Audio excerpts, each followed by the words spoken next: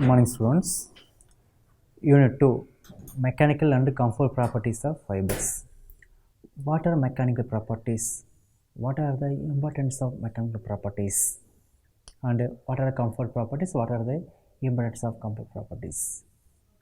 Mechanical properties: load, extension, braking extension, stress, strain, work of rupture, work factor, tenacity. These are the terms we are using while discussing about mechanical properties of fibers. So mechanical properties are most important properties because when a load applied on a fiber or yarn or fabric, the withstanding capacity of this material will determine the end use of the material. For example, if a load applied on a fiber, if it withstand means this material may be applied in industrial purpose. If a fiber withstand only less load means it is not suitable for industrial purpose. Likewise, the mechanical properties plays an important role, and also the abrasion resistance, the pilling, the strength of the fabric, all are related with the mechanical properties. What are comfort properties? The moisture absorption property of fibers or textile material. For example, if a material absorbing moisture, for example, cotton fiber absorbing moisture, the strength of the material get improved. But in the case of viscose rayon, if a viscose rayon material absorbing moisture or in wet condition, the strength of the material is getting reduced. So, the moisture absorbency property plays an important role on the properties of fibers, and also the wicking property, diffusion property, moisture absorbency, moisture vapor transmission, all the moisture related properties are related with the comfort properties. So, if a fiber has good comfort property means the moisture absorbency should be good. The high moisture absorbency fibers give you comfort feeling, not the synthetic fibers. For example, the synthetic fiber polyester has less moisture absorbency property, so the comfort properties of this polyester is very less. But in the case of cotton, it has very good moisture absorbency characteristics, so it give you more comfort when compared to polyester fiber. So the cotton material of fabric are used as a dressing material, not polyester material. Sometimes we combine the cotton with the polyester. So here also the comfort properties is very important, because the cotton fiber give you comfort property, the polyester fiber increase the strength of the fabric. So the comfort property is related with the moisture absorbency. So moisture absorbency, moisture regain, moisture content. What is the role of static electricity? It is most important point. So while a material passing in a machine, the static electricity occurs. So while improving moisture, increasing the moisture, we can control the static electricity. So all these properties related with the moisture regain value or moisture content of the fiber. So in this class, we are going to discuss about the basic terminology used in mechanical properties of fibers. First, load. What is load? A force applied on a textile material. So when you apply a load on a textile material means it gets elongated. After elongation, after some time, it gets break. So the amount of load applied on the material will lead to the fiber break.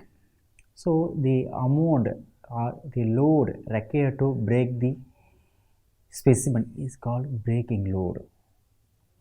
So in this diagram, this is a general diagram of load, extensor or stress strain curves.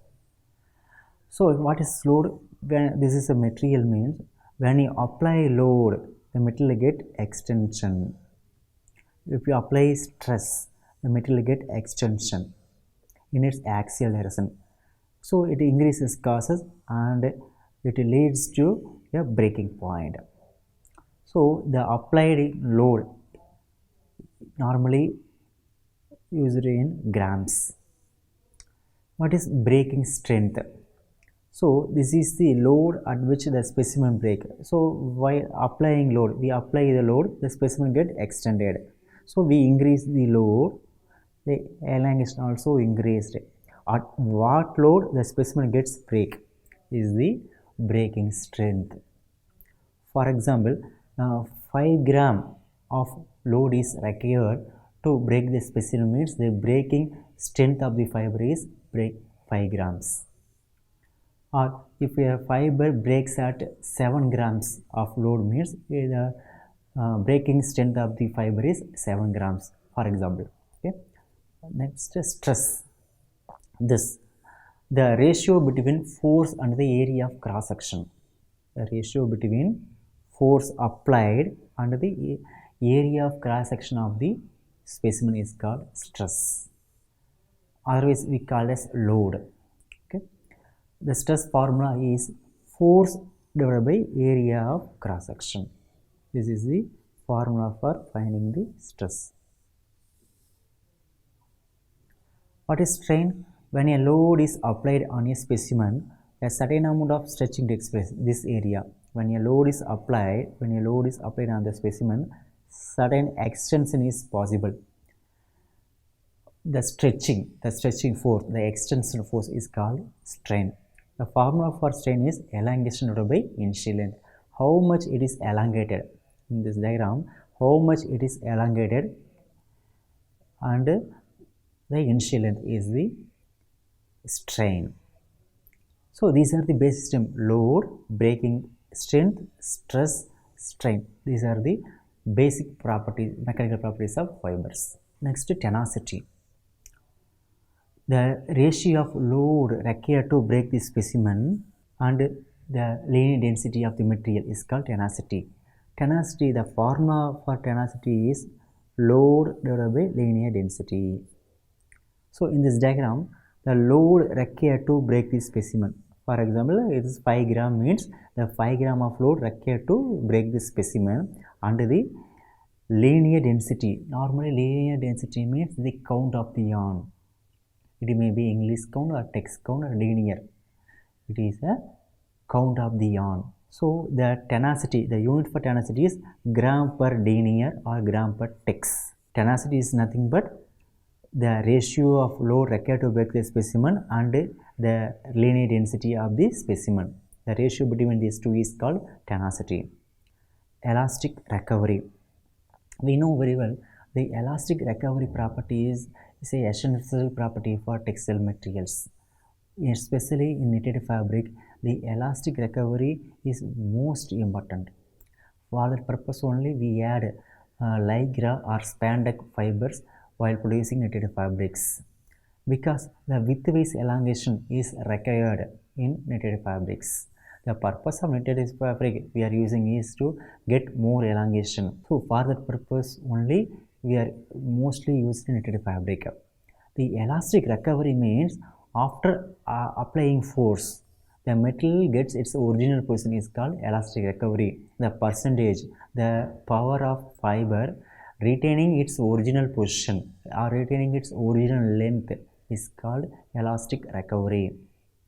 So it depends upon the type of fiber. Some fiber has more elastic recovery property, few fibers have less elastic recovery properties. The high elastic recovery fibers are essential for manufacturing of fabrics. Here, the power of recovery from a given extension is called elastic recovery.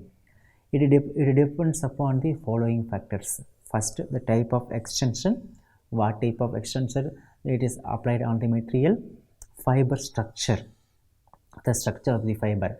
We know very well the fiber structure consists of two factors. First one is amorphous region, second one is crystalline region. The crystalline region is responsive for strength of the fabric. For example, in crystalline region, the molecules are arranged in parallel manner, closely packed manner. there is no gap between the molecules. But in the case of amorphous region, the materials are arranged haphazardly, so more gap is there. So the amorphous region is responsible for elastic recovery of the material. So the fiber structure, if the fiber gets more amorphous, so the extension value is good. The type of molecular bonding, how the molecules are arranged in a fiber is another factor for determining the elastic recovery of the material. How the molecules are arranged in, whether it's closely arranged or loosely arranged or moderately arranged in a material. If it is closely arranged, definitely the recovery or extension is less. If it is moderately arranged, means the extension behavior of the material is moderate condition. If it is loosely arranged, means it has very good extension.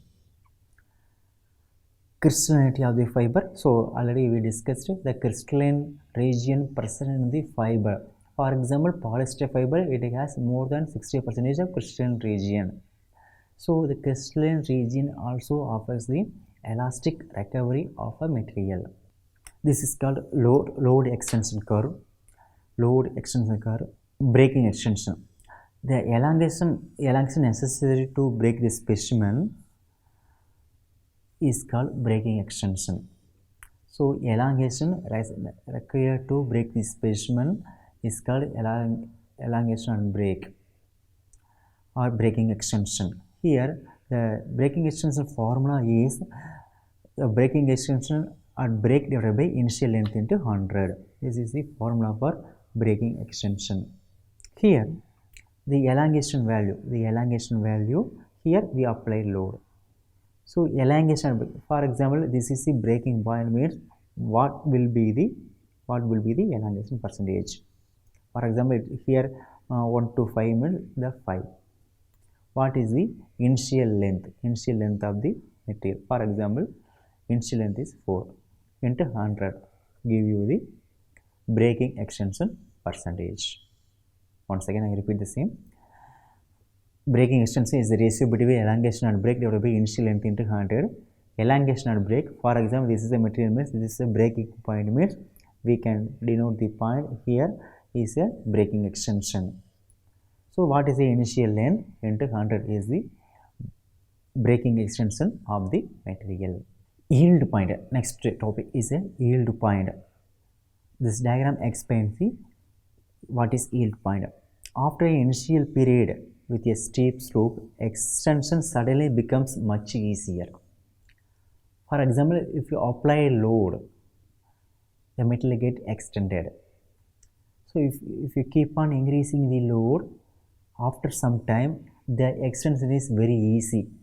That point is called yield point. In this diagram, so we apply load, here extension occurs. This is the material. So when you apply the load, the extension also get increased up to some particular level. After this period, after this point, the extension is very easily extend the material. This point, for example, the elastic extension to plastic extension deformation is called yield point. What is elastic extension? When you apply load, the material get extended. When you remove load, it regain its original position, means it's a elastic extension. Otherwise, if you apply load, the material get extended. After some time you remove the load, the material is not recover its original position, means it's a plastic extension. First extension is called elastic extension. After elastic extension, it leads to plastic extension, then breaking point. So the elastic extension is recoverable one, the plastic extension is not recoverable one. After the plastic extension, the material leads to breaking point. So here the yield point, so when a material load is applied on the material get elongated. After some time, after applying load, after some load applied, the metal gets its breaking point. So this area, this point is called yield point. The changing of elastic extension to plastic extension point is called yield point. Here the elastic extension is a recoverable one, so the material gets its original position. This plastic extension is not recoverable one, so it leads to breaking point. Here the point at which yield point occurs is a yield stress. The point at which yield point occurs is a yield strain. The formula for yield point is of into yield stress into yield strain. So the point up to which a fiber becomes deformation, after which a fiber shows a plastic deformation, is called yield point. The change of elastic extension to plastic extension, that point is called yield point. So the extension, recoverable extension to non-recoverable extension, the change is called yield point. Initial modulus, this diagram explains the initial modulus of a material. The slope of the stress strain curve is known as initial modulus. At the origin, the slope of the stress strain curve is called initial modulus. It is a measure of resistance to extension for small extension. When a load is applied on a material, the material gets extended. The initial resistance by the material, the initial resistance or initial force required to extend the material is called initial modulus. For example, if it is easily extensible fiber, the initial modulus is very less. If it is toughest material, the initial modulus is more, because the force required to extend the fiber, force required for initial extension is called initial modulus. Because while starting a extension, we need more force. That force is called initial modulus. So in the stress strain curve, the slope of the stress strain curve is called initial modulus. Next topic is work of rupture. What is rupture? It's a force required to damage the material. Rupture means the damaging the material or tearing the material. It's called rupture. This diagram explains the work of rupture. The energy needed to break the fiber, is called toughness. The energy needed to break the fiber. Here, the work of rupture is nothing but the amount of load required to break the specimen under the elongation point. This area, this shaded green area, is called work of rupture. How much load is required? At the same time, how much elongation is required to attain the breaking point of a specimen is called work of rupture. So the area under the curve OAB, this area, this triangle shows the work of rupture of a specimen. Normally it is denoted in joules. Next topic, work factor. If a fiber obeying Hooke's law, what is Hooke's law? This is nothing but load extension curve. When you apply load, the metal get elongation. So the metal is proportionally elongated. For example, the force to elongation proportion is equal means it follows the Hooke's law. For example, 1 gram of material, 1% elongation occurs. At the same time, 2 gram of material, 2 gram of load, 2% of elongation occurs. 3 gram of load, 3% of elongation occurs. The same way, 5 gram of load, 5% of elongation occurs. Likewise, the proportion of force to elongation is same, means it's a Hooke's law. Based upon the Hooke's law, the ideal fiber follows the straight line. This diagram, the work factor explains clearly. If the fiber following a Hooke's law means the load elongation curve is in straight line. So what is work up rupture? Off into breaking load into breaking extension. What is work factor?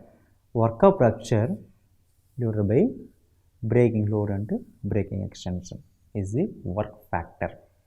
So here work for the ideal fiber, the work factor is 0.5. For a above straight line, if the work factor is more than the straight line means it's more than 0.5. If it is less than the straight line means it's less than the 0.5. For the ideal fiber, the work factor is 0.5. So what is work factor? For fiber obeying Hooke's law, the load extension curve would be a straight line. The formula for work factor is work of rupture divided by breaking load into breaking extension. So in this class, we discussed about the mechanical properties of textile material. So what is load? What is breaking load? What is breaking extension? What is tenacity? What is yield point? What is initial modulus? Work of rupture? What is work factor? So these are the basic terms used in mechanical properties of textile materials. So normally, if load is applied on a textile material, how it behaves? What is the initial modulus? What is the work of rupture? What is the work factor? What is the yield point? These terms are very important while determining the properties of textile fibers. For example, while applying load on a jute or rami fiber or hemp fiber, it behaves straight line only. The load elongation curve is normally a straight line for rami fibers. The elongation percentage is very less.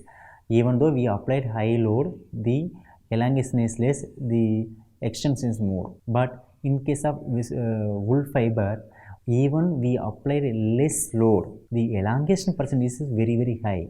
So when compared to hemp fibers, for example rami, the elongation value of wool is more. So the bast fiber withstand the high load, but in case of wool fiber, it elongated more. So these mechanical properties are important to know the mechanical behavior of textile fibers. Thank you.